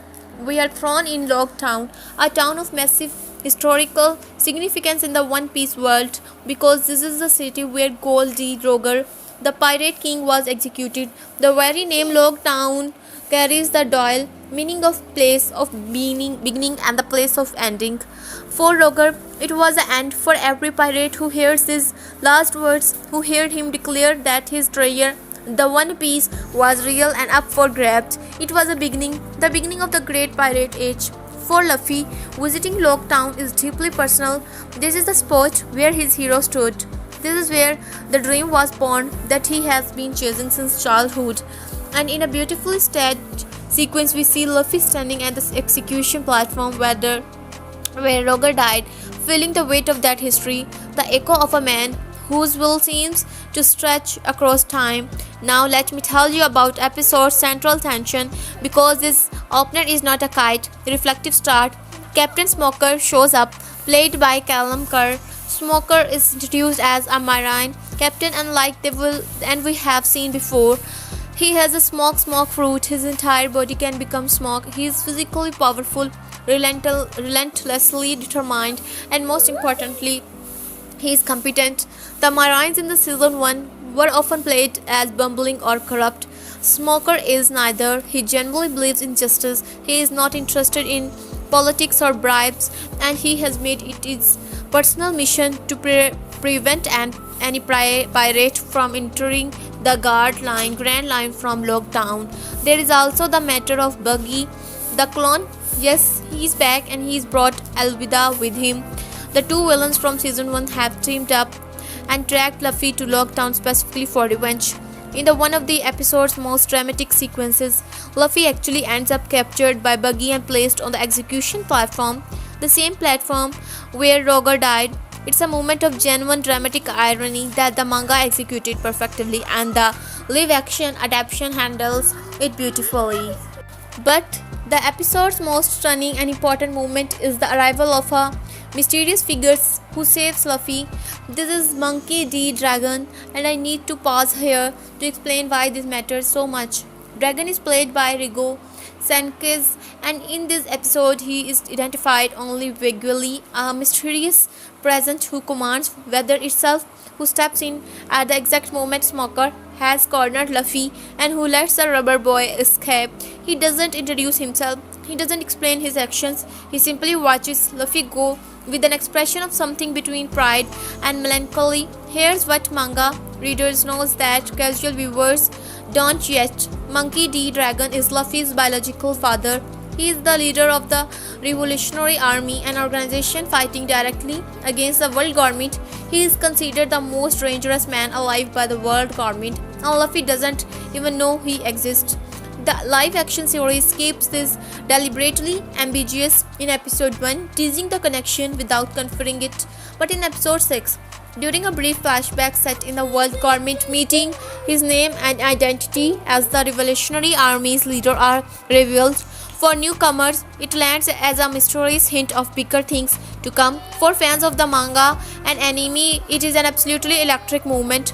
The episode concludes with the Straw Hats successfully leaving Loguetown behind, outrunning Smoker, evading Buggy, and pointing the Going Merry towards Reverse Mountain. The adventure proper is beginning. The episode title, The Beginning of the End, refers both to Roger's execution, the end that was also a beginning, and to the Straw Hats' departure, their ending of the East Blue, and their beginning in the Grand Line. Personal opinion, I think episode 1 is one of the strongest season openers I have seen in the recent television. It does exactly what a season opener needs to do. It raises the stakes, it introduces formidable new characters, provides emotional resonance for the audience that has been waiting 3 years, and then throws a whale at you, which brings us to episode 2. A Baroque works agent with a spike generating devil fruit.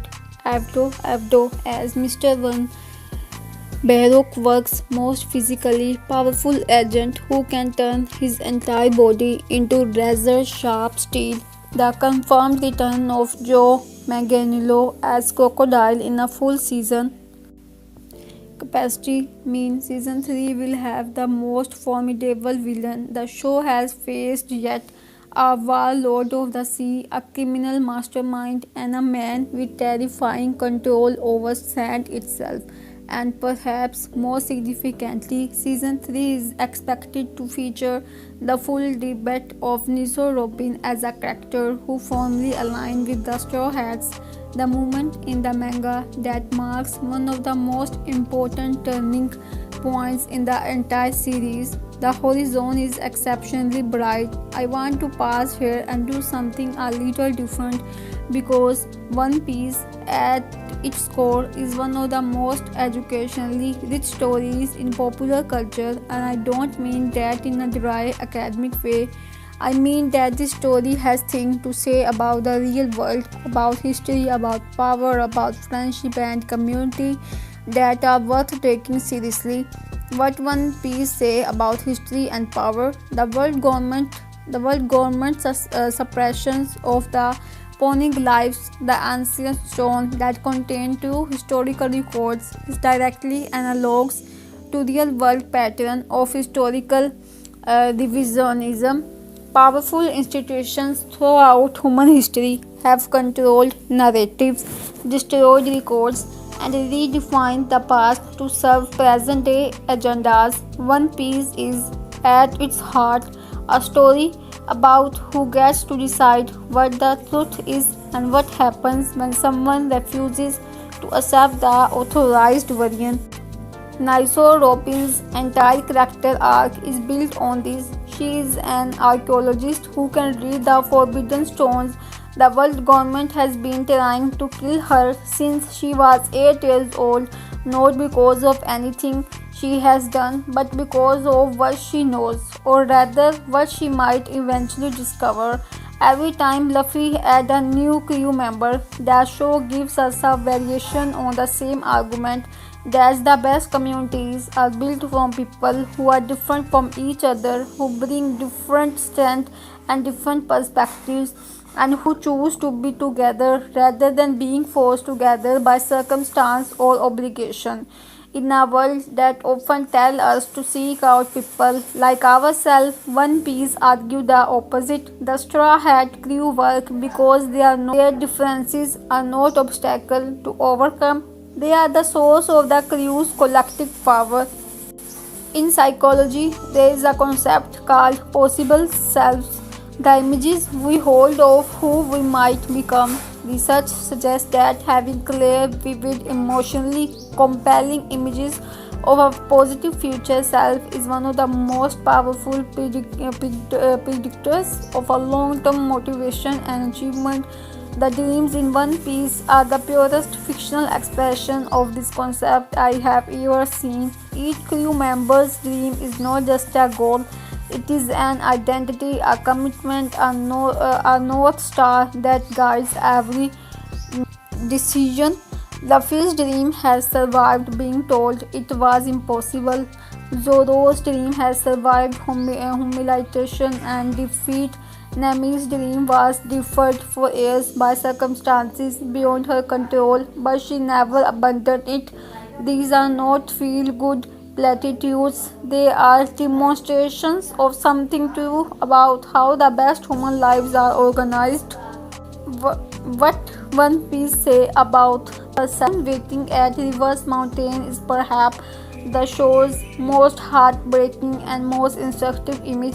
He waits for people who cannot come back. He wounds himself against the mountain in his waiting, and yet he is still there. He has not given up. The question the story asks through Laboon is not whether perseverance is always rational. Sometimes the waiting for is genuinely gone. Sometimes the only honest answer is to let go. But the story also asks, what if the act of keeping faith, of refusing to accept that the connection is severed, is itself valuable? What if the waiting is not just suffering but also love?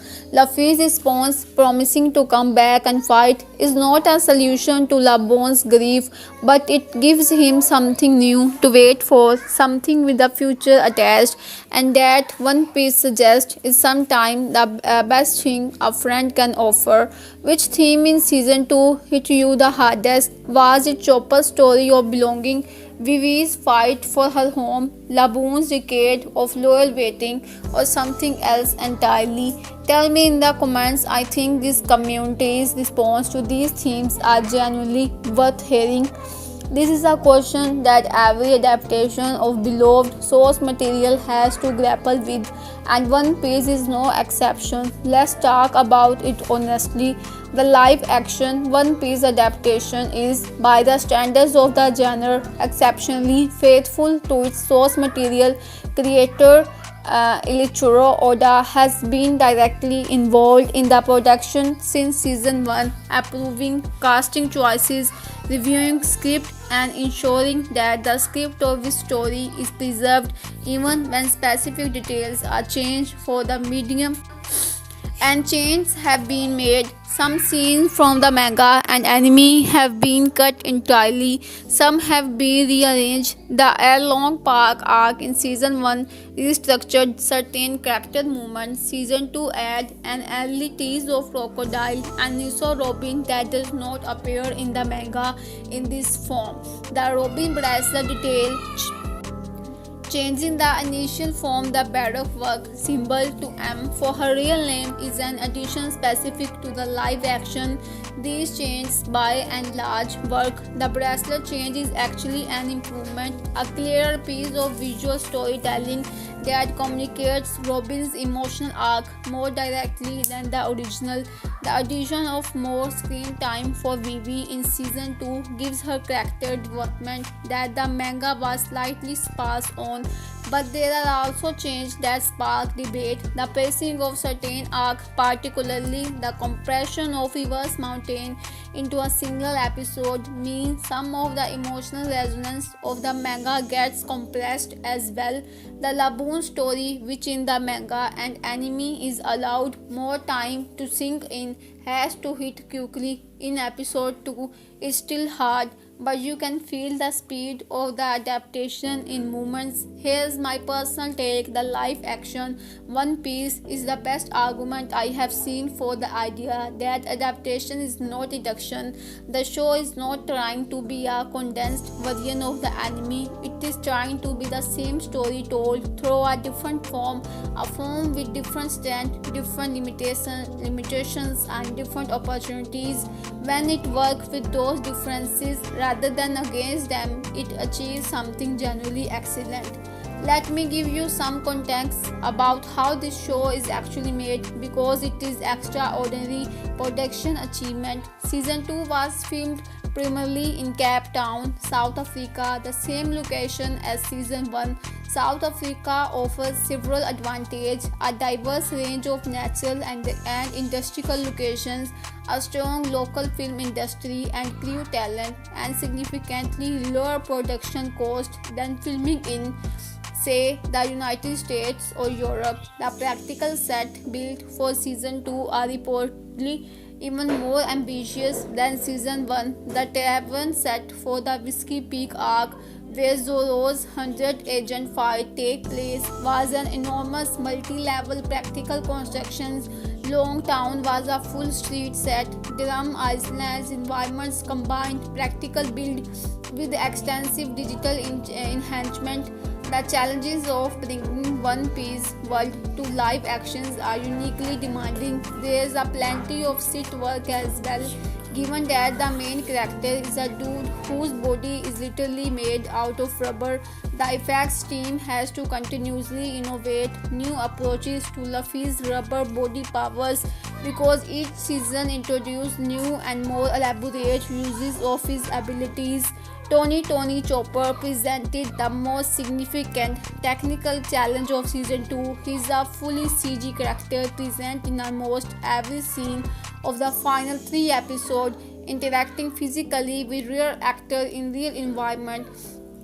The approach taken, combining performance capture of Michaela Hoover's face with a digital body, produce results that are in the main remarkably convincing. Chopper is expressive, physically coherent, and emotionally present in a way that fully CG characters in other shows often are not.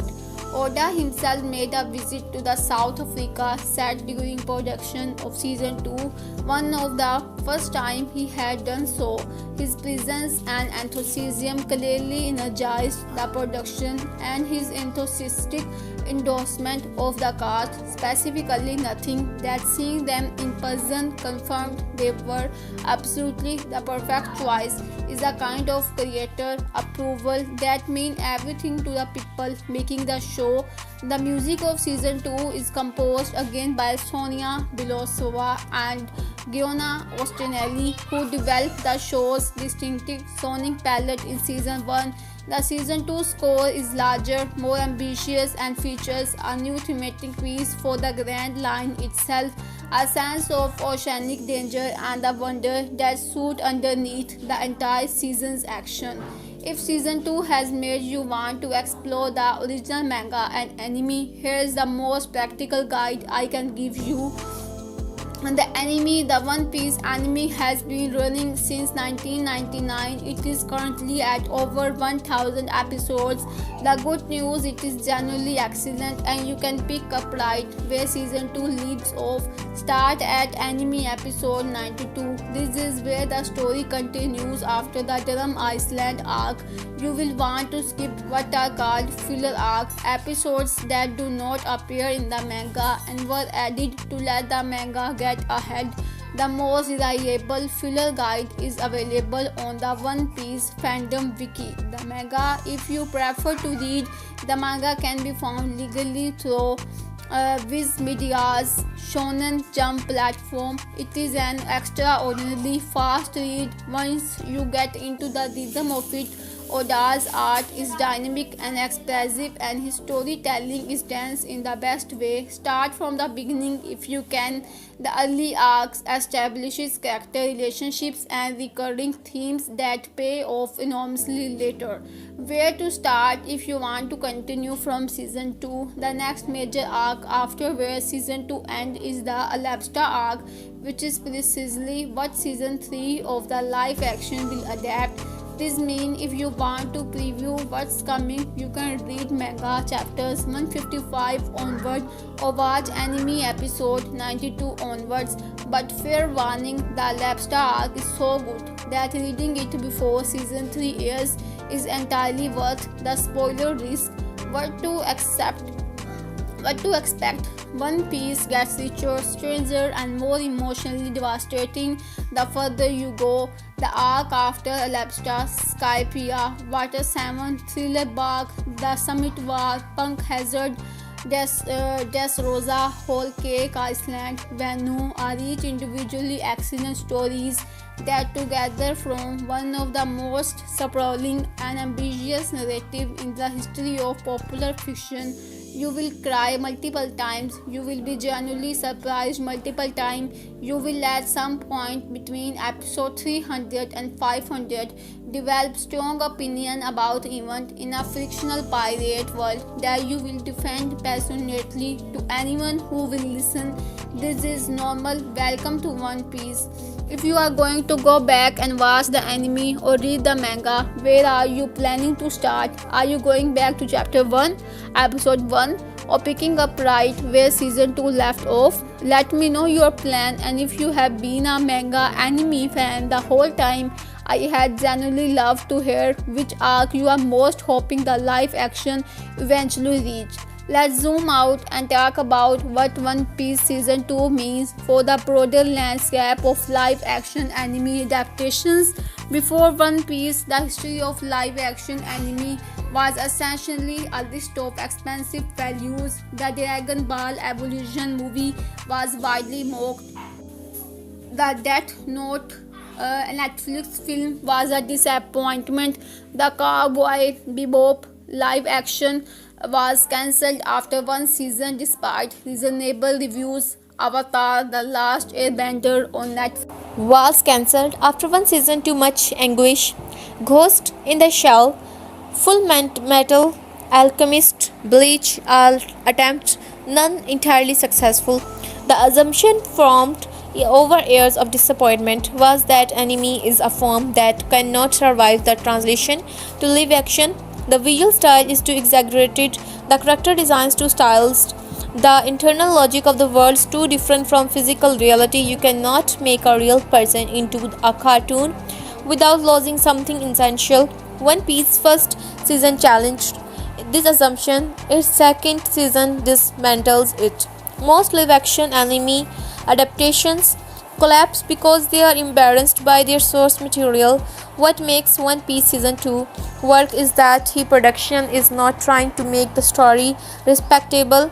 It trusts that attacking Reanider, crying over a dying doctor, a whale waiting decades for pirates who are never coming back, and a princess working undercover in a criminal syndicate are all good reasons to care. This is a lesson that every future live-action anime adaptation needs to learn. The source material is not a liability to be managed. It is an asset to be celebrated. The things about One Piece that seems most impossible to adapt, the cartoon character designs, the fantastical powers, the emotional shamelessness are also the things that make it extraordinary. Leaning into them is not a risk. Trying to them down to make them more realistic is a risk. One Piece has proven that there is an audience for live action anime done well. That audience is enormous and loyal and hungry. The question now is whether other studios will learn the right lessons from this success or whether they will try to replicate the surface features, the spectacle, the action, the world building without understanding the deeper truth that the reason people love One Piece is because Oda loves his characters completely and unconditionally, his audience can feel it. Let me give you my final, complete, honest answer to the question that brought you to this video. Is One Piece Season 2 worth watching? Absolutely, unambiguously, without reservation. If you watched Season 1 and loved it, Season 2 is better. The world is bigger, the stakes are higher, the characters are more settled in themselves and in each other, the action is more ambitious, and the emotional content is more devastating in the best possible way. Episode 7 alone, the Chopper origin story, is worth the subscription. If you watched Season 1 and liked it but were not completely hooked, give Season 2 thorough Episode 4 before you decide. The Whisky Peak episode with Zero's Tavern fight has converted some of my most skeptical friends, and if you make it thorough to the Drum Island arc, I would be genuinely surprised if you were not completely invested by the finale.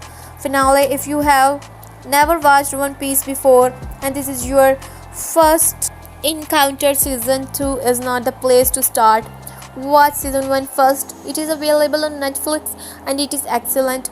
The world's building and character introductions you receive in Season 1 are essential for understanding and caring about what happens in Season 2. But once you have watched Season 1, come back. We will be here. If you are a long-time anime and manga fan who has been skeptical of the live action, I hear you. I understand the skepticism. I share the history of disappointments, but One Piece live action is different. Oda's involvement is real and substantive. The production's respect for the source material is evident in every frame, and there are specific moments in Season 2. Hiri looks, final soap, laboons, scars, the cherry blossom snow that are not inferior to their anime counterparts. They are different and in some ways they are extraordinary. This is a show that has found something rare in the current television landscape: genuine, unironic, emotionally committed love for an impossible story. It doesn't apologize for being fantastical. It doesn't second guess its own warmth. It doesn't hedge its emotional bets or add grimdark cynicism to make itself feel serious. One Piece Season 2 trusts that a rubber boy who wants to be Pirate King is worth your time and your tears, and it is right. Before I sign off, I have a few final questions for you, because this community's perspective on One Piece is generally one of my favorite things about making these videos. Question work 1. What was your most emotional moment of Season 2? For me, it was a Chopper hearing the cherry blossom fireworks and realizing Harry Luke's dreams came true, but I know the laboon scene wrecked a lot of people just as thoroughly. What got you? Question 2. Who do you most want to see in Season 3? With the Alabasta arc coming and the confirmed casting of Zolo, Meridiana as Portgas D, Ike and Cole Escola as Bond Clay, there are so many incredible characters on the horizon. But which one are you most personally excited about? Question 3. If you could go back and experience One Piece for the first time again, whether through the manga, the anime or the live action would you? And which format would you choose? This is purely personal curiosity, but I find people's answer to this question really illuminating about why they love the story. Thank you for watching this video. If you made it this far, genuinely, sincerely, thank you. You spent a significant portion of your day with me talking about a pirate show, and I think that's beautiful. If you found this valuable, please like and subscribe, because I will be doing a full season 3 preview video as soon as we have enough confirmed details, and you will not want to miss it. I also have a complete breakdown of the original anime's Alabasta arc coming, a preparation guide for what season 3 is going to deliver. So if you want to know what's coming before it arrives, subscribe and hit the notification bell. One Piece is a story about impossible dreams, found family, and the conviction that the world can be better than it is. In a moment when impossible dreams feel more necessary than ever, there is something deeply comforting about 8 episodes of a rubber-powered hope sailing into the world's most dangerous ocean with a song and a smile. Until the next time, may your long posts always point towards adventure. See you on the Grand Line.